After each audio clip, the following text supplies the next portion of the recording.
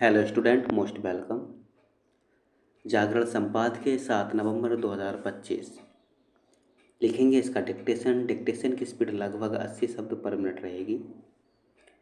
Dictation शुरू करने से पहले इसमें आने वाले कुछ हार्ड वर्ड और वाक्यांश की आउटलाइनों पर एक नज़र डाल लेते हैं। यदि आपको इसका PDF चाहिए तो आप हमारे Telegram channel short hand with Vivek से इसका PDF भी डाउनलोड कर सकते हैं।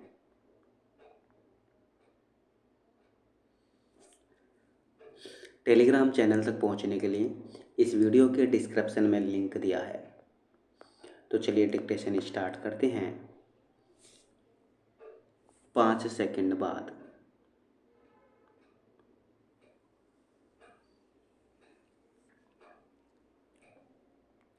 इससे संतुष्ट नहीं हुआ जा सकता कि शिक्षा मंत्रालय फर्जी विश्वविद्यालयों के विरुद्ध कार्रवाई करने के लिए राज्यों के मुख्य सचिवों को पत्र लिखने जा रहा है।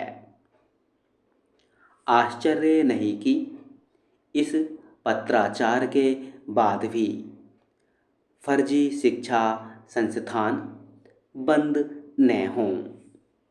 इसकी आशंका इसलिए है क्योंकि अतीत में इस तरह की पहल की जा चुकी है, लेकिन सभी फर्जी शिक्षा संस्थानों पर ताला नहीं लगाया जा सका है। विश्वविद्यालय अनुदान आयोग यानी UGC हर वर्ष फर्जी विश्वविद्यालयों की सूची जारी करता है ताकि छात्र उनमें प्रवेश लेने और अपना समय एवं धन बर्बाद करने से बचें। इसके बाद भी वे चलते रहते हैं। इसका मतलब है कि छात्र उनमें प्रवेश लेते हैं।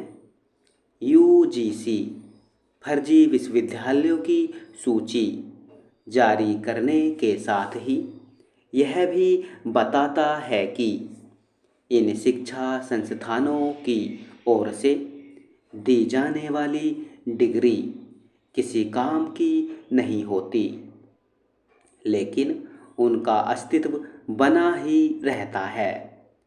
कई फर्जी विश्वविद्यालय ऐसे हैं जिनके खिलाफ FIR भी दर्ज की जा चुकी है, लेकिन उन्हें इसलिए बंद नहीं किया जा सका क्योंकि कुछ ने अदालतों की शरण ले ली तो कुछ ने किसी अन्य आधार पर अपने को वैध ठहराने की चेष्टा की। स्पष्ट है कि शिक्षा संस्थानों के संचालन संबंधी नियम कानूनों में कुछ ऐसे छिद्र हैं जिनका लाभ फर्जी विश्वविद्यालयों को चलाने वाले उठा रहे हैं। फर्जी विश्वविद्यालयों का संचालित होते रहना केवल छात्रों के साथ खिलवाड़ ही नहीं, बल्कि शिक्षा संस्थानों को संचालित करने वाली व्यवस्था का उपहास भी है। यह व्यवस्था कितनी दीनहीन है, इसका पता इससे चलता है कि देश में जो 22 फर्जी विश्वविद्यालय चल रहे हैं, उनमें से 10 देश की राजधानी दिल्ली यानी संसद, सुप्रीम कोर्ट, शिक्षा मंत्रालय और UGC की नाक के नीचे चल रहे हैं। क्या यह एक मजाक नहीं? कुछ फर्जी विश्वविद्यालय तकनीक, प्रबंधन और कानून की भी डिग्रियां बांटते हैं। किसी को यह जानने की कोशिश करनी चाहिए कि आखिर इन फर्जी विश्वविद्यालयों से कथित तौर पर डिग्री हासिल करने वाले छात्र करते क्या हैं।